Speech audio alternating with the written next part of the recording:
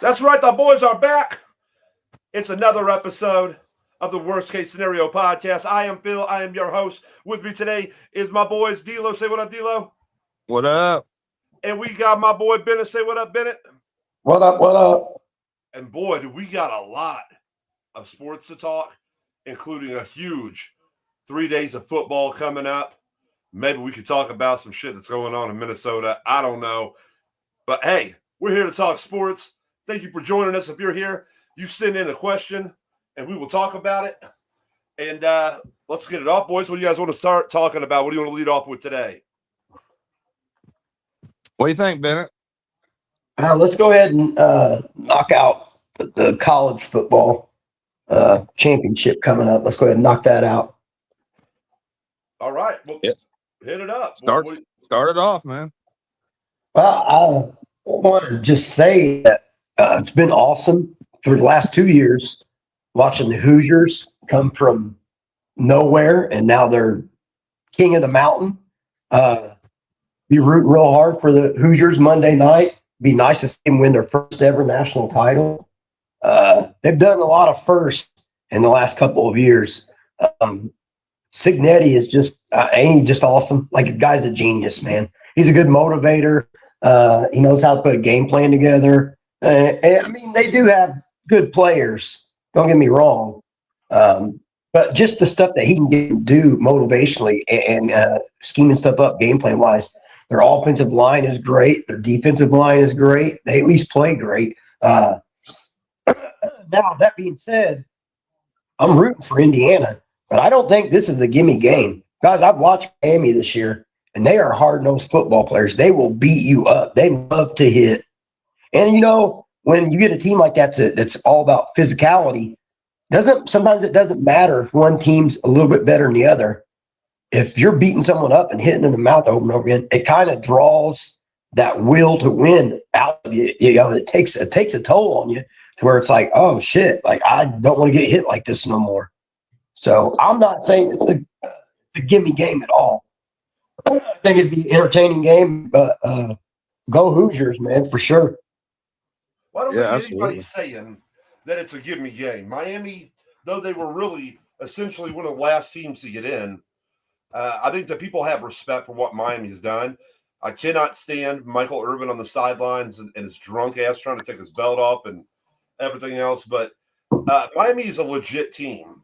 And I think that the Hoosiers are taking them serious. I know as a fan of watching it, I'm taking them serious. But it's the Hoosiers, baby, man. I mean, this is a movie. They have wrote a movie over what Curt Cignetti has done since he arrived there 2 years ago.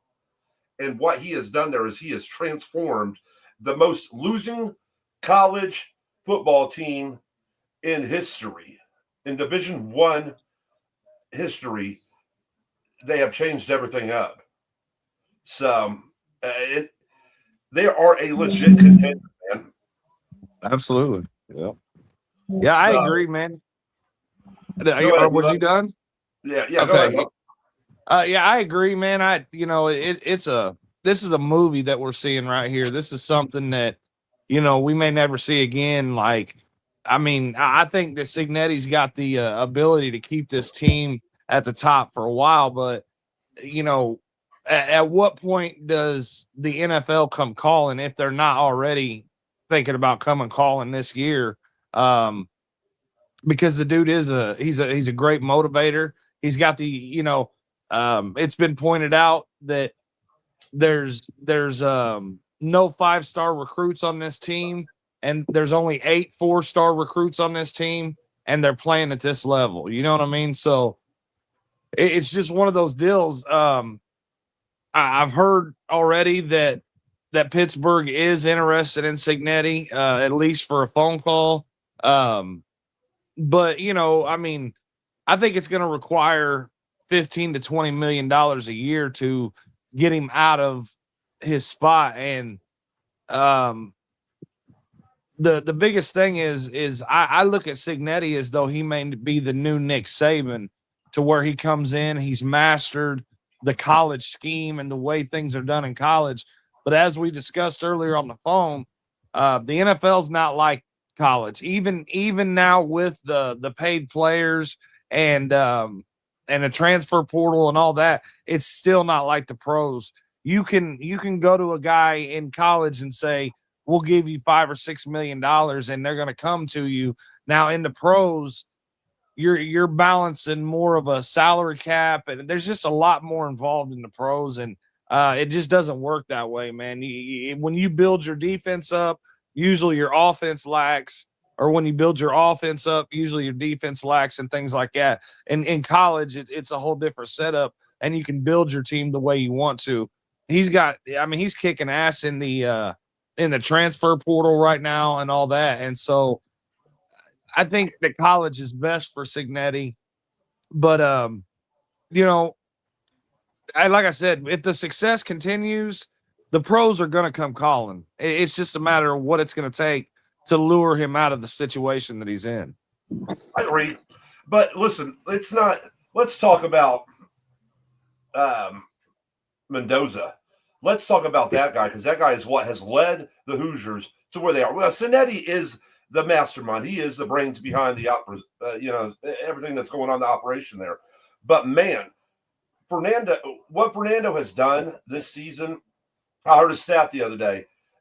He's done something 5 times this year that no quarterback has only done twice in a season, and that is where he has thrown more touchdowns than incompletion passes. Have you guys seen that stat? No. Yeah. That's awesome. I didn't see that. And you know how impressive that is, that 5 times this year he's done that. And before, in the history of college football, it's only quarterbacks have only done it twice in a season. He's done it 5 times. That is so impressive with this team that is getting ready to play for the national championship on Monday night. That is. Yeah, we give a lot of credit to Cignetti, deservingly so. But, I mean, you can't look away from what Mendoza's done this year. You're absolutely right, Phil. That's why he will be the first pick in the NFL draft. If he comes out, which I totally expect him to. As far as Cignetti going to the NFL, I think if you see a chance of that, I think it'd be more like 4 or 5 years on the road. I think he's very happy where he's at. I think he's getting paid enough money. He probably wants to stick around and win some national championships. But eventually, yeah, I mean, we don't know what he thinks, but usually that's like the ultimate goal, the pinnacle is to reach the NFL head coach there. I agree. Absolutely. And I mean, but one thing about Cignetti that makes him a little different than most guys is I believe that he believes that he can seriously sustain the success that he's having at Indiana, that it's not just something that next year the wheels are going to fall off of it. You know what I mean? So that would be the reason that he would stay, is because he believes that it's going to be sustained success.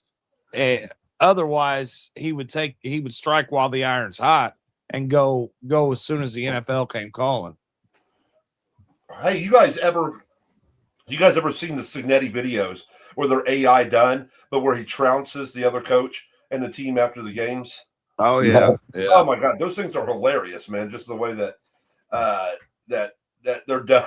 And they just make me laugh. I enjoy them, man. But what is your guys' predictions? Let's go ahead and throw some predictions on what's going to happen this Monday night. So, Dilo, go ahead and give us your prediction. I think that Indiana is going to come out and strike early, and I expect them to win by 10 plus. Really? Yeah. I like the sound of that. You, Bennett, what do you say? Let's say the Hoosiers win handedly. I'm going to call it 41-17, 41-20, somewhere around there. Damn, nice. That's not bad. I say the same thing. I'm going to say about a 35-21. Hoosiers take the win and get their first ever national championship in college football. I believe that it's coming up, guys, and the state of Indiana is going to be rocking. And Cignetti, he'll probably smile one time, and he'll be right back to work the next day on putting together another championship caliber team next year. I truly believe that. Before we move on, we were talking about Mendoza. I've seen a couple people come out and talk about how he's not deserving as a Heisman Trophy winner and things like that. And And then the first reference that they go to when they try to say he's not a Heisman Trophy winner is Joe Burrow's season at LSU. I don't know of any quarterback that's ever had a better season than Joe Burrow had at LSU that year. I think he had 5,500 yards, and I think he had 60 total touchdowns. You know what I mean? Like, every quarterback's not going to come out and be like that. Actually, that's a rarity that's going to happen. So, well, right now, he's not going to hit 60, but I believe he's got over 40 touchdowns through all the games. He was at 38 after the Big Ten championship. Passing and rushing, because I know he's ran in 6 or 8 for those touchdowns. So I've heard guys come out and say, I've heard a scout, it was actually a former New York Jets scout that came out and said there's nothing special about Mendoza, that he's got a weak arm, and he would just be average in the NFL. And that may be true, but what he's doing right now says different to me. Like the way that he's playing, the way he's coming out, he's finding receivers. This guy has a grit, a true grit to him, where you could blast the hell out of this guy. And trust me, he has been. Or he could throw a pick six. And the way that Mendoza responds by going right back down, staying positive, driving the field and scoring, it's amazing to me. This guy is somebody that I would think that all NFL teams would want in their signal caller. That on the field, you know what I'm saying, is great. But all behind the scenes with the teammates, like rallying them up, the way that after every game he gives a speech. First he thanks God, then he goes right into his teammates, saying this is a team sport, showing them love, man. That is the. What's crazy is if Indiana wins the championship, and I don't want this to happen, but it could happen if San Francisco made it to the Super Bowl and won it. Indiana's quarterback from last year, Rourke, is on the San Francisco roster, so he could win a Super Bowl the same year that they won the title. Yeah, as a backup, that's impressive. Hey, Rourke had a hell of a season last year. Mendoza did break all of the records that he set last year for the Hoosiers, and he was damn good. But Mendoza has just taken it. Let's just say that the Hoosiers haven't seen a quarterback like this, I would say, since Trent Green. Trent Green was their quarterback for the Hoosiers. That's a long ways back, bro.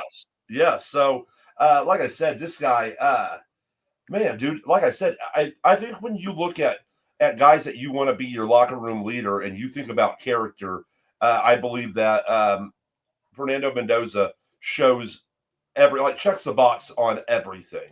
So he's going to go in the first round, especially with Moore from Oregon deciding that he's going to go back. And anybody that puts Simpson from Alabama ahead of Mendoza on their chart is insane. The Hoosiers beat him so bad he quit at halftime. Yeah. And Carson Beck, we're going to see something here.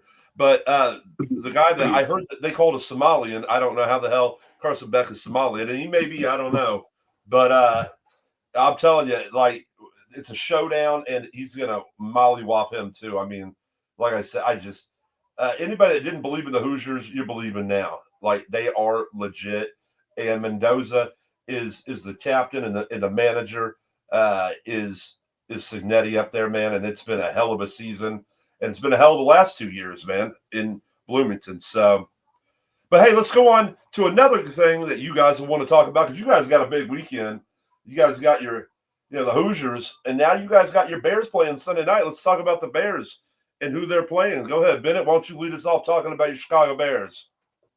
Yeah, so the Bears got the Los Angeles Rams in Chicago. Now, what the Bears have been all year is highly inconsistent until the fourth quarter. They've probably been the best fourth quarter team all year. They have, man. They're ranking first in so many stats in the fourth quarter. It's unbelievable. Now, I've said this all year. I don't like that. I don't appreciate watching the game, getting your ass kicked for three quarters and just to come and find out that you have to make a comeback. I don't think you want to do that, especially not with the Rams. The Rams got extreme amount of firepower. The Rams, at certain times this year, had the best team in the league. Yeah. There's been other times where they faltered and didn't really play up to the potential. And I think what the Rams do is they play to the team that they're playing. If that makes weird enough sense, if they're playing a team, they don't really pull away from it. Like they played the Panthers twice this year. Once they lost when the Panthers wasn't very good, and they beat them last week in the playoffs, but it was close throughout the game. The Rams have an immense amount of talent. They have a good offense. They have a good defense.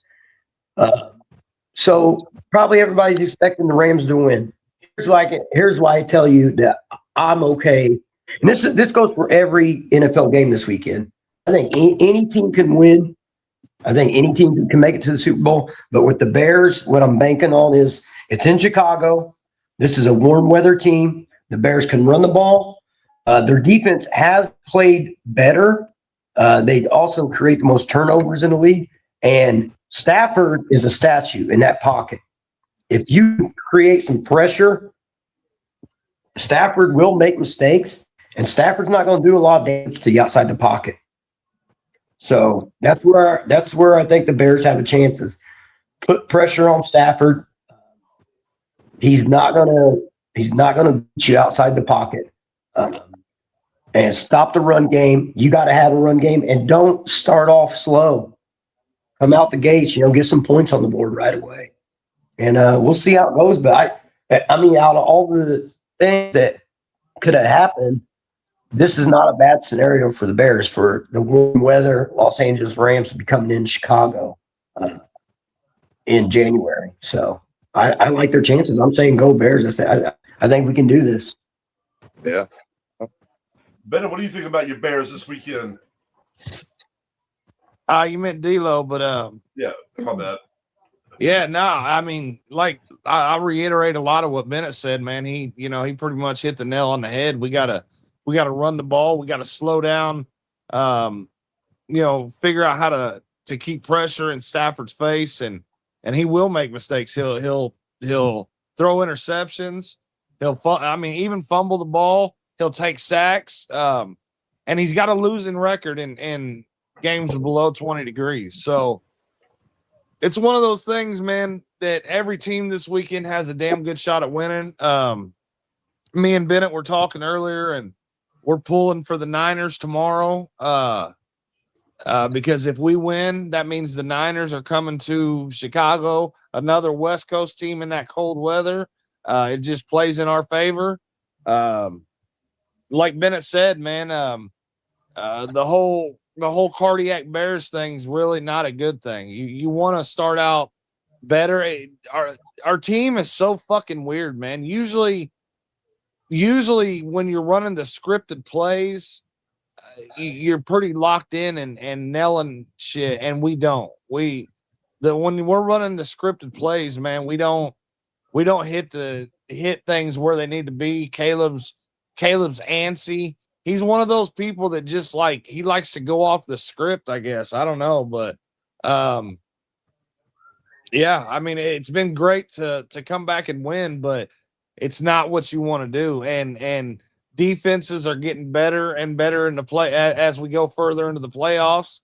And if we catch a break and play this week at home and next week at home, that'd be awesome. But there's a chance that we would go into the Super Bowl and play like the Texans, and their defense is nasty right now, dude. I mean, they're eating people up, dude. They ate Aaron Rodgers alive last week. So it's just one of those deals, man. Any team can win, but Ben Johnson's done a hell of a job turning this team around, and Caleb Williams, he's a lot better than we thought he was going to be. So it's just nice to be in this situation as a Bears fan. I mean, it's totally unexpected, but it's such a good feeling. Absolutely. What do you guys feel about last weekend? Only 2 out of the 6 games, the home teams won. So 4 of the road teams came in and won. What do you guys think about that? And going into this weekend, how do you guys feel about that? Well, you got to consider like one of the home teams was Carolina. Yeah. And They put a game up against the fucking Rams, man. no, I get it. But another thing is with the NFC at least, the Seahawks didn't play, but you have the Rams and the Niners. And the only reason why the Rams and the Niners ain't the number one seed is because the Seahawks are there. That division is stacked. All three of those teams are awesome. And then you go on the other side to the AFC, and like you got, you had the Jaguars. They lost. That was a close game too, though. And then the Texans, Texans are a wild card team, but like Dio said, one thing that actually transitioned in the playoffs is defense. So, and they got a 2-headed monster running back system there, Marks and Chubb, and they work good together, man. Who was their running back that they got from Cincinnati? That dude's been out all year. Mixon, yeah, he's been out all year long, and Chubbs and Marks have stepped up, and because I tell you what, their quarterback's been inconsistent. So, yeah, CJ Stroud has been. He came out that first year and lit it up, and it's been their team's good, but he has not been like he was that very first year that he came out into the NFL. I think more teams got film on him, were able to capitalize on what he could do, and you know what I'm saying, stop him. So, but I could see that defense eating this weekend against Drake May, dude. Like Drake May's a good quarterback, but he doesn't have that really good running game to lean on. Henderson and Stevenson have their moments, but if they're not working that day, Drake May's going to have a long day against that defense. I think that's the most. There's some great games this weekend. There really is. Like I said, when you look at the Bears and the Rams, and you think of the Rams as being a high-powered offense, and you see them coming into Soldier Field, but man, the weather is going to play a role. It's going to hinder the Rams quarterback, and so I just feel like, man, dude, that's such a good game. But when you go to the Texans and the Patriots, and you're like, shit, man, the Texans D has been as fire as anybody else in the league, and you got the Patriots who Drake May, maybe more than any other player this year, I think that he's really caught my eye and surprised me. Nobody thought he was a bad quarterback, and he didn't do bad last year. But the way that he came on, took the reins of that team, it's incredible. So to have the Texans, that defense, against that offense of the Patriots, that's a damn good game. Then you got the Niners and the Seahawks. The third time these two teams are playing each other this year. They play each other tough every time. And then the Bills and the Broncos. It's just the Bills have days where they are on, and they'll look like the best team in the NFL. And then they will come out and they will lose. I won't say as bad as lose to the Jets, but they'll come out and lose a game like to Cleveland that leaves you as like a head scratcher. Like, what the hell? So what team are you going to get this weekend when the Bills show up to play the Broncos? And the Broncos, it's another team where their defense leads them. They have a very, very good defense, but their offense at times with Bo Nix, it could be hot. It really can be. But I would like to go ahead and let's pick on who we think is going to win these games. And we'll start off with the Bills and the Broncos. Now, it's going to be in Denver. The weather's probably going to be shit, but the Bills are used to weather being like that. So, but I truly believe that the Bills are going to find a way to win this game because they usually do. And they'll falter once they get to the AFC Championship. But I'm picking the Bills. D'Lo, who do you have this week with the Bills and the Broncos? This is probably the toughest one for me that all weekend. I went back and forth on this one, but I tend to agree with what you're saying. I think the Bills are going to pull this one out. I think that James Cook's going to have a good game, and even though the Bills they're starting their third and fourth wide receiver this week, like their top two receivers are out. So That's interesting right there. But when you got that quarterback and you got Cook at running back, it's like, but I do. I believe the Bills. So D'Lo takes the Bills. Bennett, you there? His mic is muted. Let me see. All right, I got you. All right. So we're talking Bills and Broncos. Me and D'Lo have both taken the Bills. Who you taking this week in this showdown in the AFC? You know what, man? Denver's been really good, but they've been very fortunate this year. They have a good defense. They have a good offensive line. I don't really trust their quarterback. He's been fine here and there, but he's not really great. He comes through in the fourth quarter, kind of like Caleb does for the Bears. But I don't like McDermott for the Bills. I don't think he's a good coach. I don't think he's terrible. I just think he's average. And I think if you didn't have a Superman like Josh Allen, you'd be able to see that more prevalently. But I don't think Josh Allen makes it this year, but I think he's got one more game left in him. So I'm going to go with the Bills too. Just all right. It wouldn't shock me, though. It wouldn't shock me. They're playing in Denver. It would not shock me if Denver beats them. Well, it's that defense. It's that Broncos high-powered defense with them sack leaders on there against that Bills offense, which it's not always Josh Allen. You got Cook. And Cook could unleash for 150 yards any game that he wants to, it seems like. And they got two good tight ends too. Dalton or something Knox and is it Dawson Knox or Dalton Knox and and Kincaid. They got a dude named So and I'm just telling you but Allen is a quarterback that you got to watch because when you think he's going to throw it, the dude's got legs, as we've all seen. The Jets play him twice a year, and that dude will run on us. He did a play last week where they called a quarterback draw, and he looked more like a fullback going into the end zone. Like he just went straight up against linebackers and safeties. Like he did not tuck his head. He didn't try to slide. Like he ran like tall, standing up, and went and got the touchdown. Like he's a big dude. He's a big dude. It's not like Caleb Williams or some of these smaller quarterbacks running out of the pocket. This dude's a big fucking 6'5", 240 pounds coming at you. You know what I mean? So, all right. So we got a three-way sweep where we all chose the Bills over the Broncos. The next game that we got tomorrow on Saturday is the 49ers traveling to Seattle to play the third game this year between the two teams. And man, when you look at this, the 49ers are another team that's like this, like the Bills, where they can come out one week and they'll put up 35, 40 points and look hot. And then they'll come out and struggle against the Arizona Cardinals the next week. It leaves you as a head scratcher. Seahawks were hot, and we talked about them. And it's crazy is who their quarterback is.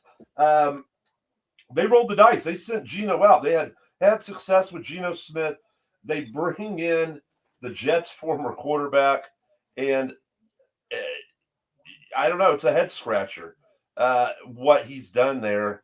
I'm gonna go Seahawks, but I feel like this is a close game to me.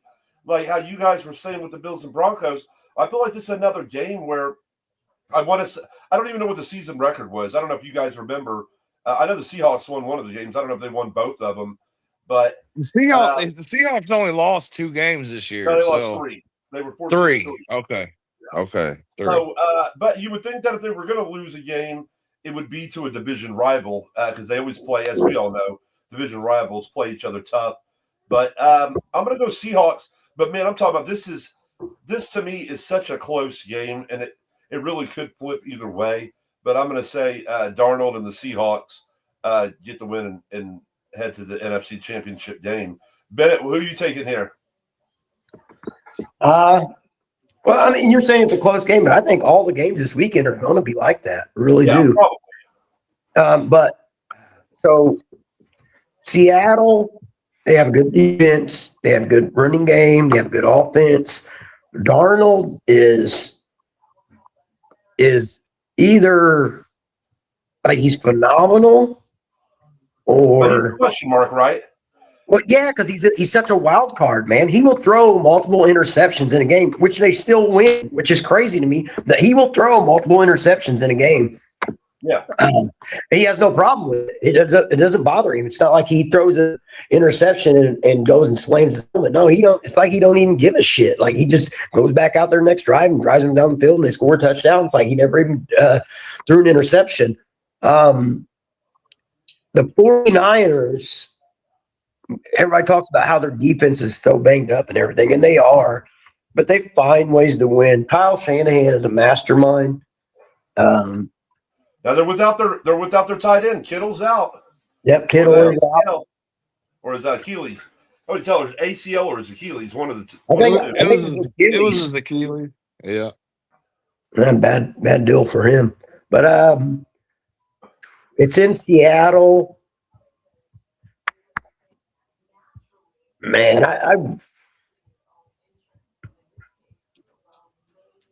I think if anybody, so if Seattle wins and say the Bears would win and they would have to go to Seattle, that's really tough for me. But I think if anybody can beat Seattle, I think it's the 49ers, just because of how Shanahan is such a wild card. Like, he will figure out a way to win and put his team in the best position. I'm not a big fan of Brock Purdy. I'm not, but Shanahan schemes stuff up in a way that I mean, it's hard to defend. So, as much as I hate to say, I'm really pulling for San Francisco this week, but I think Seattle's going to take it in a close game. All right, D'Lo, what do you think? Who are you taking here? Yeah, it's like Bennett said, man. You know, with Darnold being a wild card, he hasn't proven that he can take a team to the Super Bowl yet. But he's had two. The last two seasons, he had the most wins as a starting quarterback with two different teams. So, you know, we'll see how his playoff legacy is. But you know, what's crazy is the last two Seattle quarterbacks have had success, and they were both New York Jet quarterbacks, and they got the fuck out of there. But, Listen, they didn't get the hell out. We sent them out because that's what we do. If you have, you guys look real smart on that one, didn't you? Yeah. No, but we get rid of you. But Purdy, I think Purdy's the wild card, man. You know, it's going to take more than McCaffrey for them to win the game. They're going to need to make some plays on defense, and they're going to need to, you know, have some drives where Seattle doesn't score and San Francisco does in order for them to win, to get that, build that lead up. Because I could see Seattle pulling some shit where they, you know, come back in the fourth quarter and are right there within 3 points or something like that, you know, and run out of time. But I mean, I think San Francisco is going to have to come out hot, and Purdy's going to have to be on all game, or San Francisco is not going to pull it out. But I think Seattle's probably going to take it, man. Honestly, the one thing I do say, I already brought up Shanahan, but I didn't even think about this. And we talked about the 49ers defense being banged up. They're still not a bad defense, and the reason why is on the other side of the ball, who's coaching? Saleh. Yeah. So that we they're talking about. He has you sent him away too with Darnold and Geno, and no, we sent him away just last year. Yeah, but that's a guy that they're saying is going to get a lot of phone calls in the off season. And he should. He's a good coach. The Jets fucked that one up. They should not let him go. Well, listen, man, he's a great defensive coordinator, though, man. So he is. I think he's a good head coach. I thought he was fine as a head coach too. Yeah. He reminds me of. I mean, he can run the defense, but he reminds me of like a Dan Campbell type, where he motivates his guys more than he. You know, he's definitely not an offensive X's and O's guy. That's for sure. Well, neither was Rex Ryan. Rex Ryan was a defensive coordinator through and through, but you know, when he got the head coaching job, he was a player's coach, and so is Saleh. So I mean, yeah. You know, it is what it is. One more thing on this game before we go, I wanted to say is this about the end of the run for McCaffrey's? Like, I don't know, dude. I mean, he's killed it this year, bro. He actually rushed more this year than he did the receiving end of it. I mean, he did still get a lot of receptions and all that, but I think he rushed for over 1,200 yards this year, man. So, you guys know who led the league in rushing this year? James Cook or It was Cook. Cook had over 1,600 rushing yards. okay, there was somebody else. I was gonna say him or Taylor, man. I know Taylor had a good run early on. I don't know what he ended up with, but all right. So once again, it's a three-way. We all go the same way. Pick Seattle to win. Next up on Sunday, we got the Texans going into Foxborough to play the Patriots. And like we've said again about the previous two games, and we'll say it about the next game, this is going to be a close game. I mean, you got the Patriots offense taking on the Texans defense, and it helps the Patriots that they're playing in Foxborough. And like I said, I've talked about how I'm really enamored with the way that Drake May has played. When he played against the Jets, I think he had 5 touchdowns, just a couple of weeks ago. I mean, he slaughtered us. It helped Brock win the championship. Yeah, the Patriots and Jets game alone made Brock beat me in the fantasy championship. yeah, dude. So when you're looking at this, it's just like I remember one of the podcasts we did earlier. We talked about who we thought was going to go to the Super Bowl, and I had picked the Patriots. I picked Patriots. I said Patriots versus Packers. Packers are out, so I'm saying I'm going to be up on that one. But it's going to be so close, and it's really, you could go either way. But I do think that Drake May gets it done, gets the Patriots back to the AFC Championship, which is insane because I think that once Tom Brady left there and then Belichick left there, we were like, okay, it's done. Like the organization as a whole, as what it was for so many years, it was done, and they weren't going to rebuild it back anytime soon, in my eyes. And they have. They've done it actually pretty quick. And yeah, they're still going in. They're going into this off season with still a shit ton of cap room and all that, dude. Like they've rebuilt that squad, and they could add some pieces and be fucking devastating. The team isn't loaded in my eyes. When I look at the team, they got good players, but I don't think of great players when I look at the New England Patriots.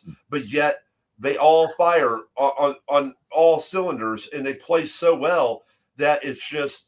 It's really shocking to me because I believe that everybody thought that this was the Bills, that the Bills were taking over and that they were going to run this league for the next, 8 years or whatever. I'm saying the AFC East. And to see what the Patriots have done, it's like, holy shit. So I'm going to take the Patriots. It's going to be a close game, but I think the Patriots get it done over the Texans.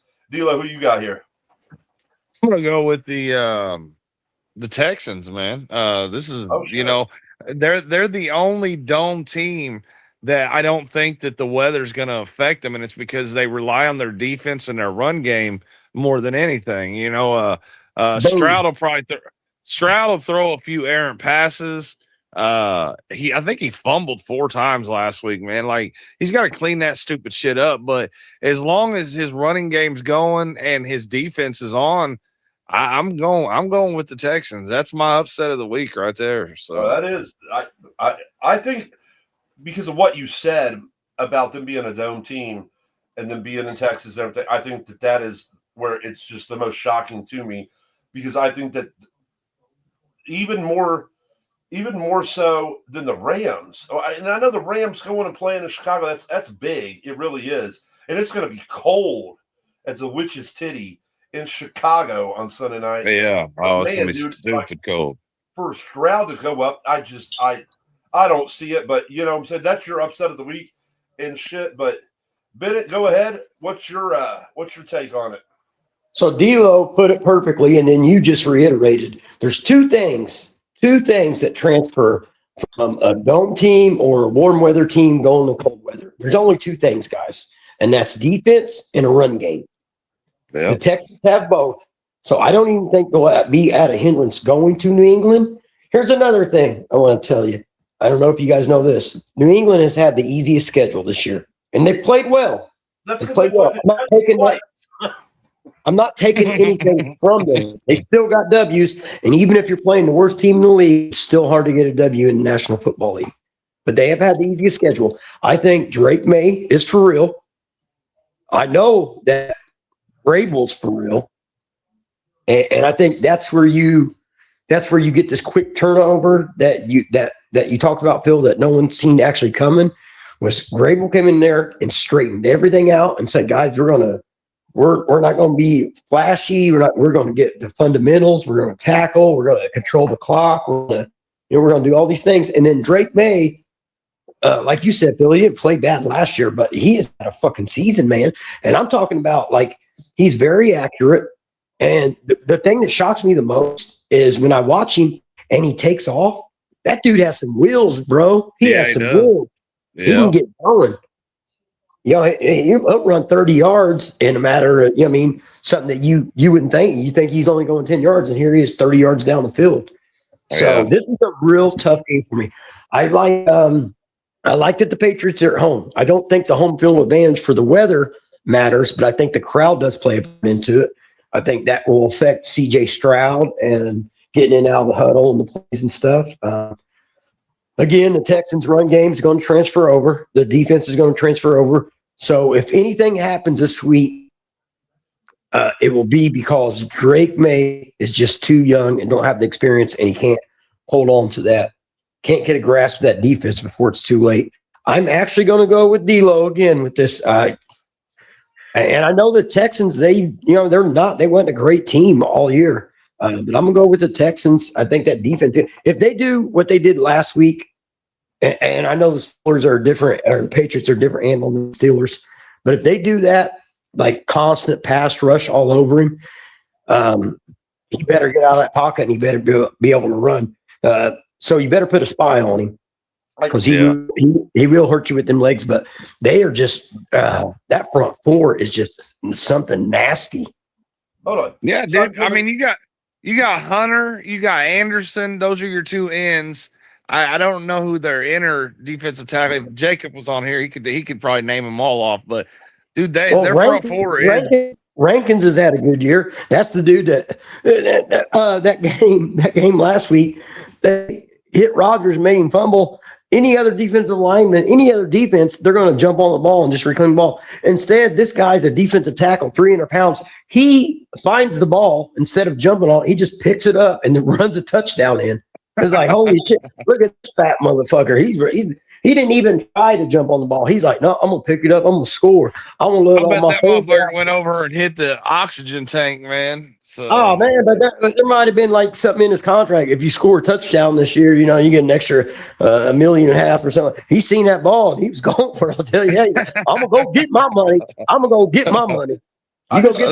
Speaking of defensive tackles real quick, did you see that the UFL signed that dude that was too fat to play for the Buccaneers? He was like 450 pounds. Are you too fat to play for any NFL team?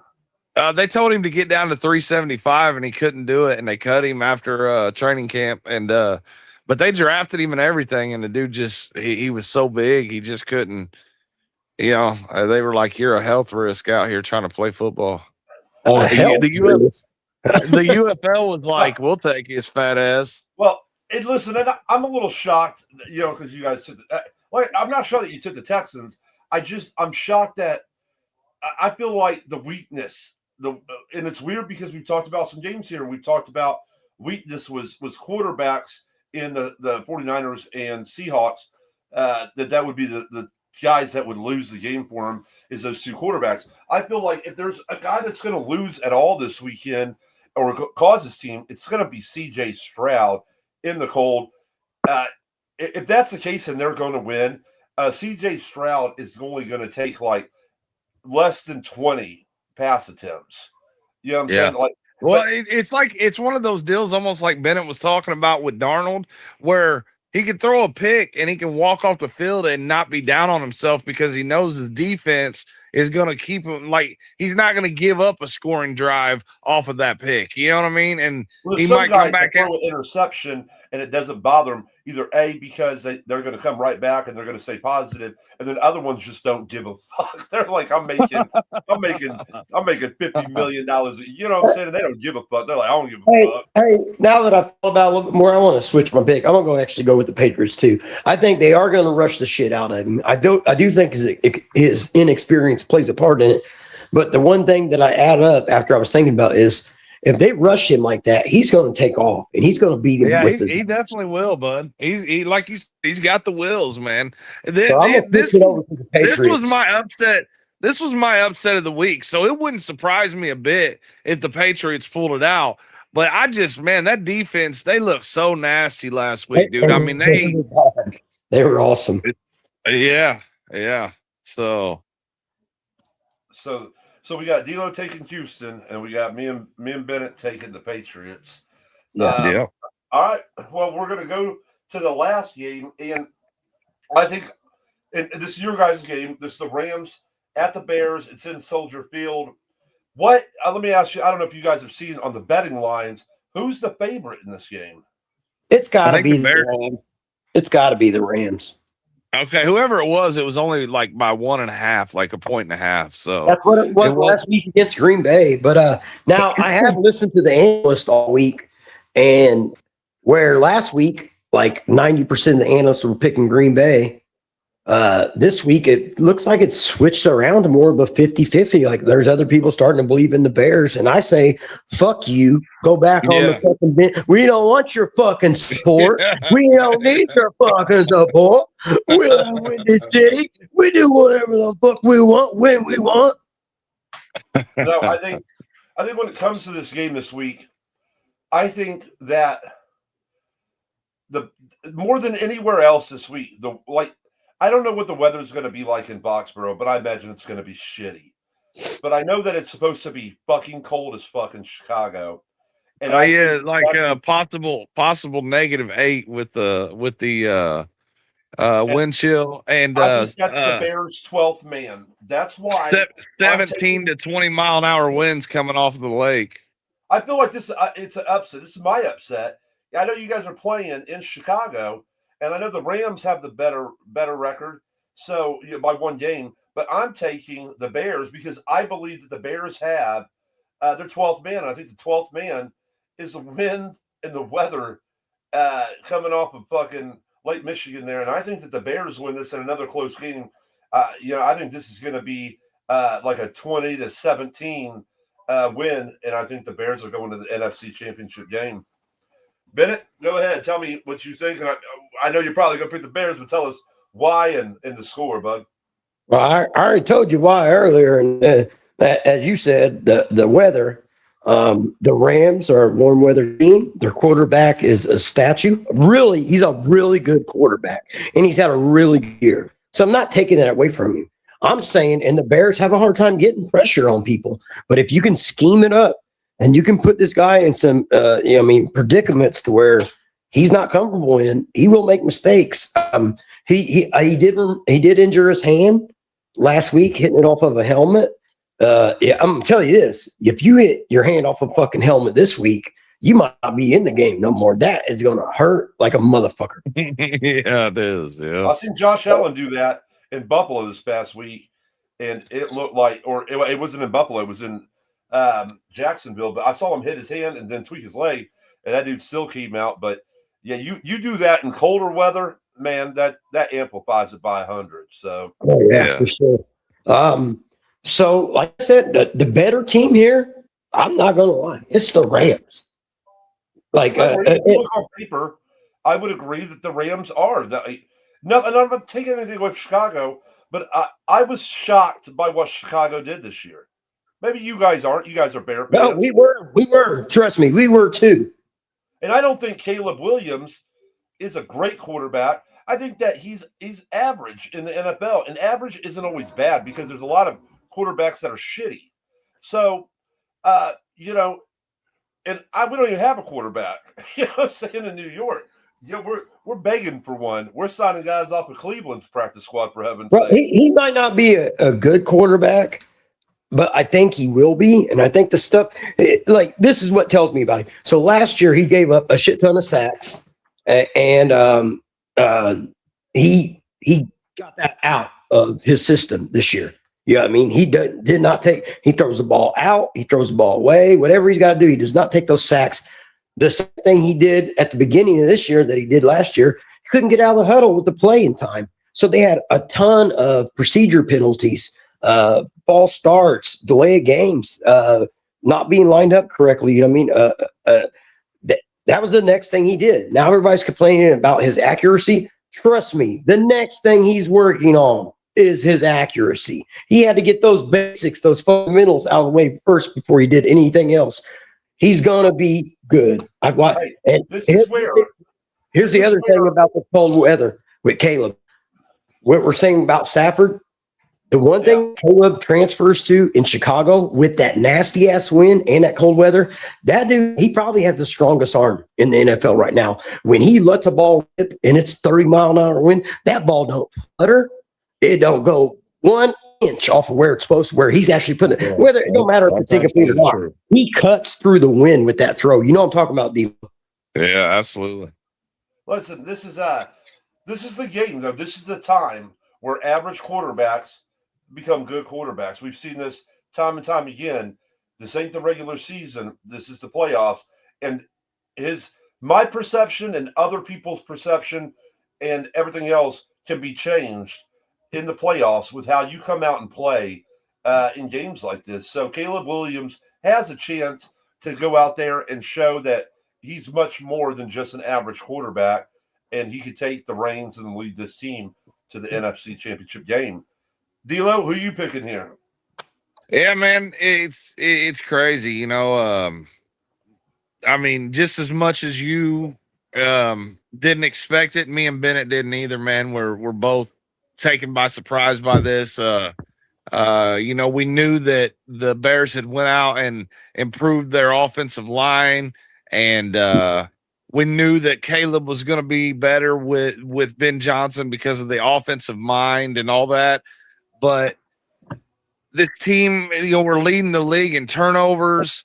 Our running game has taken off.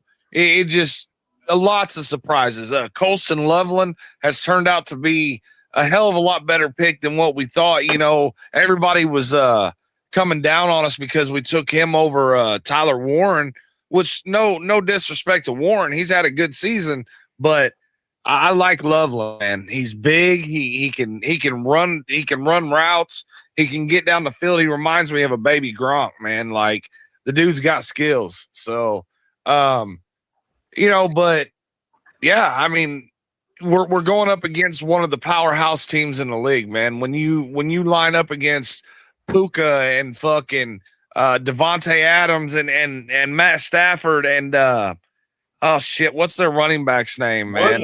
Williams. Colin Williams.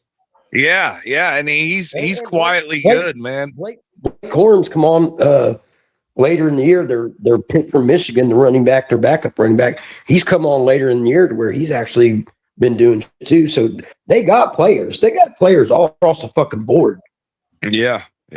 But where they're weak at is in their secondary. You know, what's that?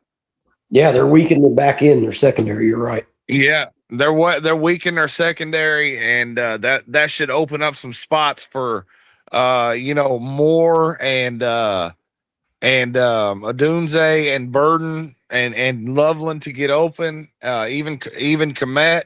We got a lot of weapons too, man, and our running game will facilitate that. It'll allow us more time to get open. And if Caleb Williams does what he's been doing, man, I mean, we got just as good a shot as anybody. And I'm going with the Bears this weekend. So I'll tell you what, man. I've been to places, man. Ain't nowhere as cold as it is in Chicago. Oh my God, dude! But yeah, I pray that next year, because next year we're going. Jets play the Bears in Chicago. Makai's already hit me up. Me and D'Lo's already talked about it. So Bennett, we're going to go next year up there. I pray to God that game is played early in the September or October. Because my God, and two, Bear fans are pieces of shit. Yeah, they are. They won the game and they threw fucking piss covered snowballs and were attacking Jet fans who just came to watch their team and root them on. You won in overtime, and yet you're pelting us with snowballs so much that Bennett's like, leave your Carhartt zipped up. Don't show your Jets jersey. He's like, he lied to me that day because that's the day that he said it's going to be 2 versus 80,000. That's when I found out that Chicago has the smallest stadium in the NFL. So it would have been us versus 56,000. We had a shot at that point, but just ruthless pieces of shit up there in Chicago. And you're talking to two of them right now, fella. So I always dog on the Philadelphia Eagle fans, but I'm like, man, us Bears fans can be just as ruthless. And two, I don't have to be in Chicago to throw a pit-filled snowball. Well, two, I want D'Lo to go with us. And I know D'Lo's not going to go if it's too hot or if it's too cold. So we really need it right around that 75-degree weather, and that might be D'Lo. That's still sweating weather. I'll carry a towel with me to wipe my face because I'll be pouring sweat. D'Lo looks like Big Pun when he was on stage. He had the sweat rag on each side. You ever seen Big X the Plug? Yeah. So hopefully that game is played. I would say mid-October, Chicago. That would D'Lo. We can all go up there and enjoy the game and shit. Because late October is already starting to get too cold for me. Yeah, and it'd be questionable if Bennett even allows us to wear our Jets gear there for fear of being attacked. So, because I would hate to see if we went and won, which that's precedent right now with the Jets, with an organization they're pulling fucking quarterbacks off the UFL. So I mean, I'm saying, you guys are gonna re-sign Geno. they're probably frothing at the mouth to sign Darnold. They're like, come on, let's get Darnold back here. So he signed a big deal with Seattle. Geno's it was like a 3-year deal. I think both of them signed 3-year deals. They're still worth $100 million each. I mean, they both got paid, which is, I'm saying insane. But when you look at Seattle, the last 3 quarterbacks have just worked out for them. I mean, going all the way back to who was the guy? Hasselbeck? No, the black dude that went to. He's out of the league now. He played with the Giants this year as a backup. Russell Wilson. Oh yeah, okay, I got you. He won their only Super Bowl, and then they went from him. And they go to Geno, and they had success with Geno, and then on to Sam Darnold now. And I think we all said Sam Darnold, it was a fluke what he did in Minnesota last year, but somehow he's the only guy I know besides for the former Bucks quarterback that was in New York this year. Now don't say it because Daniel Jones was having a damn good year until he got fucked up with the Colts. So, the only guy that fucking he'll throw 4 touchdowns, but throw 4 interceptions. I thought you were saying sucked with one team and then went to another and was good. No, that quarterback that used to be in Tampa Bay, he played with the Giants. Jameis Winston. Yeah. That dude will throw. Seriously, when you look at his NFL stats, he'll have 200 touchdowns, and he also has like 200 interceptions. And I'm honestly surprised I'm honestly surprised that nobody's approached the Giants about trying to get him, man. Like that dude, he's a serious wild card. Like you said, it could be 4 interceptions, 4 touchdowns. It could be both. I mean, the dude could lead the league in touchdowns and interceptions. You know what I mean? Hey, let's throw that in there real quick at the end of this. So did Harbaugh actually get the deal done with the Giants? No, it's still not. It's still not official, but everybody's saying, I guess it's pretty well known that they're just working on the language of the contract right now. The other spot that he was looking at was Atlanta, which when I look at that, he's looking at 2 teams that have young quarterbacks. You know what I'm saying? The leading candidate for Atlanta now is Kevin Stefanski from the Browns. That Atlanta was interviewing Antonio Pierce today, but I think that was just to satisfy the Rooney Rule. But they said Stefanski had a really good interview. Bad. And Cleveland's going to regret firing them, but that's what you do in Cleveland. It's what you do in New York. every 3-4 years, you fire your GM, you fire your coach, you bring in a quarterback that's high price and isn't going to help, you know what I'm saying, you win, but you bring them in to clog up your fucking salary cap. You know what I'm saying? Don't sell us short. That's what you did in Chicago up until this year, Phil. We were right there with you. Yeah, absolutely. I tell you, the one that's the biggest surprise to me, they're saying that Baltimore has heavy interest in the former head coach of the Dolphins. What's his name? Mike McDaniel or Mike McDonald or whatever. Scarface. That's Tony Montana. Yeah. Really? I They're thought saying he was going to Detroit as offensive coordinator. No, they're saying that fucking Honestly, Baltimore. If I was Baltimore, Baltimore's got heavy interest in him. I'm shocked that Baltimore isn't interested in Mike Tomlin. But I know they said Mike Tomlin's not going to coach next year. But yeah, that would seem like the perfect fit for Mike Tomlin is going to Baltimore. He would get. Well, he got burned. He got burned out in that AFC North, that constant grind. I could see Mike Tomlin after a year off going down to South Beach and coaching the Dolphins and you know what I mean, like, you know, throwing on the Hawaiian shirts and shit. I could see Mike Tomlin just like fuck it. Yeah, it was just like fuck it. If I'm gonna do it, I'm gonna do it the way I want to. Otherwise, fuck it, I'm not gonna do it at all. You know what I mean? Now that you said that, that makes more sense to me. Baltimore getting rid of Harbaugh, and then it was like the players wasn't happy with Harbaugh because, as I understand it, I don't know, but he was kind of tough on them. They didn't like that, and then you go pick up a coach like down in Miami, where this guy's not a bad coach, and he seems a little bit more lenient with his players. You know, players, they don't come in on time off. He's like, what's the tipping routes for cocaine to Baltimore? You know I'm just saying, you know, if Lamar Jackson, he got a tip coach, and this dude Lamar's like, I'll do what I want when I want. And he's like, of course you will, Lamar. And that seems like it suits him right now. Otherwise, you wouldn't have got rid of Harbaugh in the first place. There's so much talk that Lamar Jackson's going to be gone. No. Now they chose Jackson over Harbaugh is the way it worked out. Man. Absolutely. Yeah. So after what was he there? He was there for 19 seasons, wasn't he? Yeah, 18 or 19. No, I think Mike Tomlin was the longest tenured, and his was 19. So I think Harbaugh was. Yeah, Harbaugh was right behind.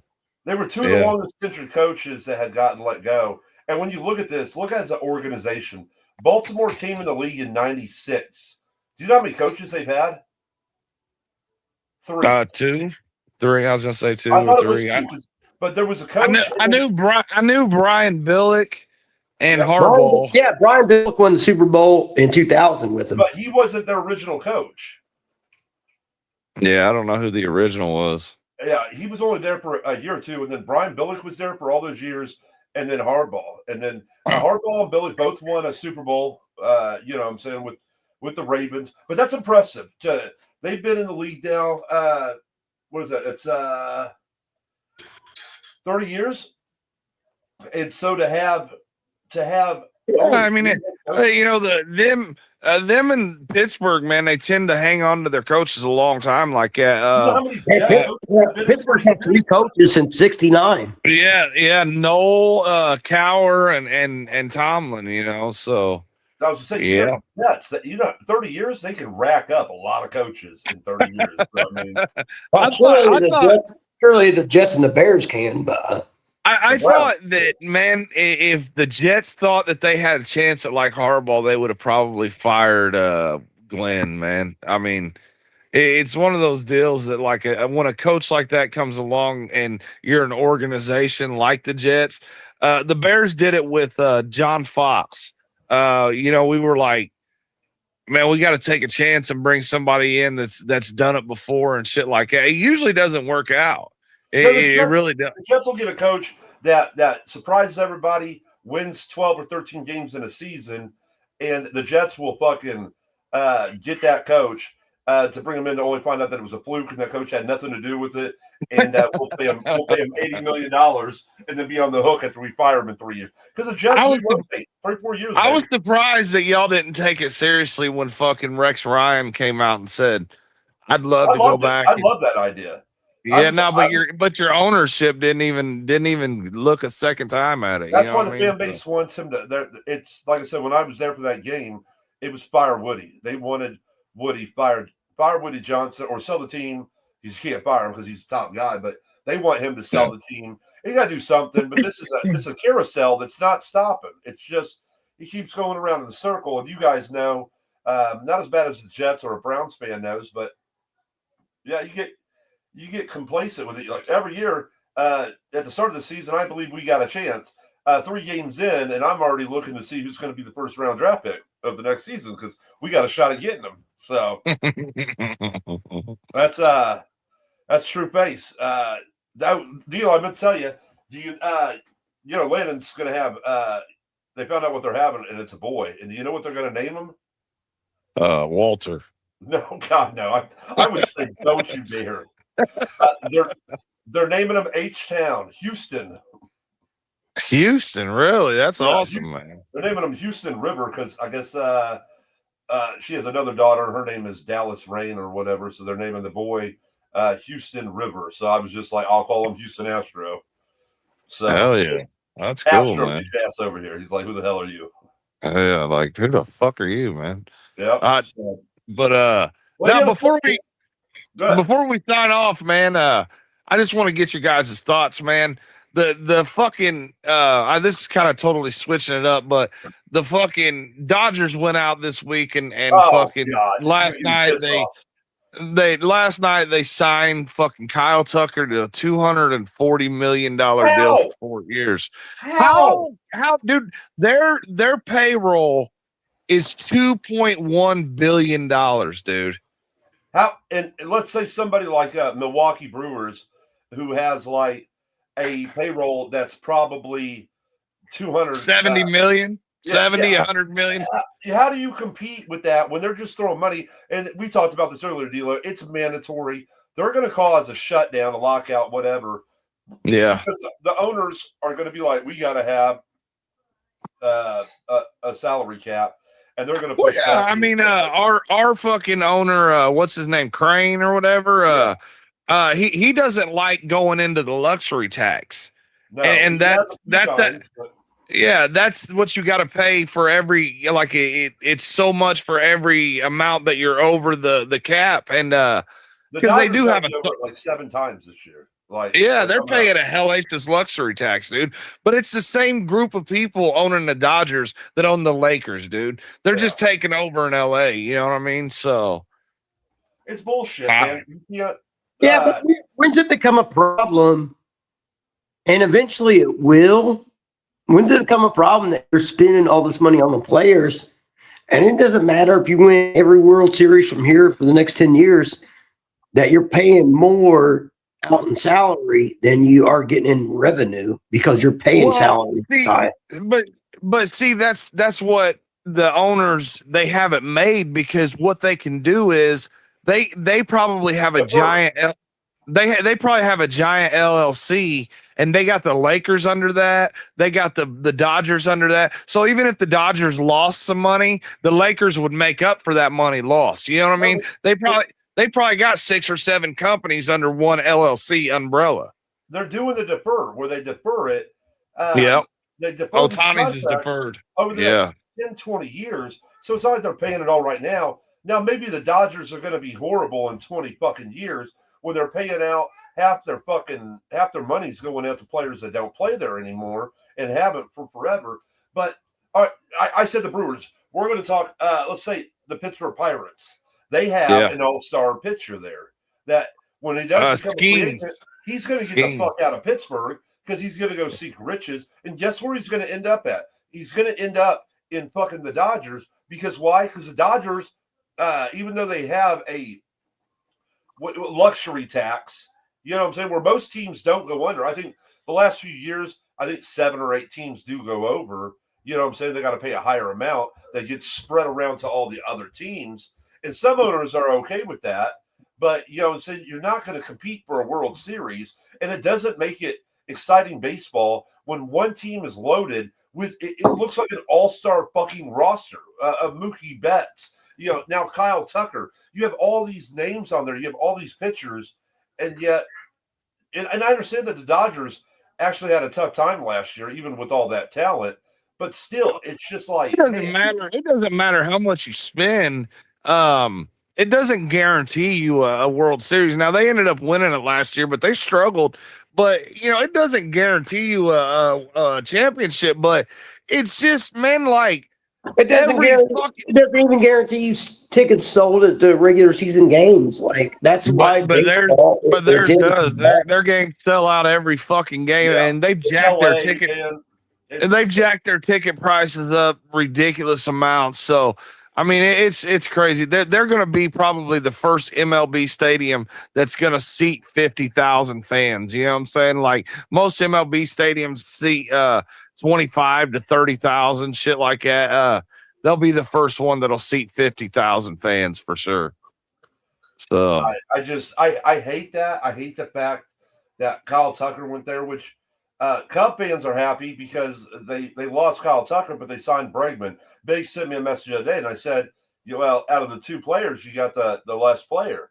Not hating on Bregman. Bregman was great for us, but when you look at it, I thought for a second that the Cubs were going to spend big money and try to pull both of them back in and basically be, using what the fucking Astros had. Money, nobody. Now, I even at this point, the Yankees, who used to be that team that spent all that money, I don't think that the Yankees can compete with the money that the Dodgers throw around. And I'm over it. I'm done. And I'm all for players getting their money, but I believe that there has to be a salary cap, and you can't go over. They need to make it mandatory. You can't go over. And some of these players, instead of going there, they're going to go somewhere else where they can get paid.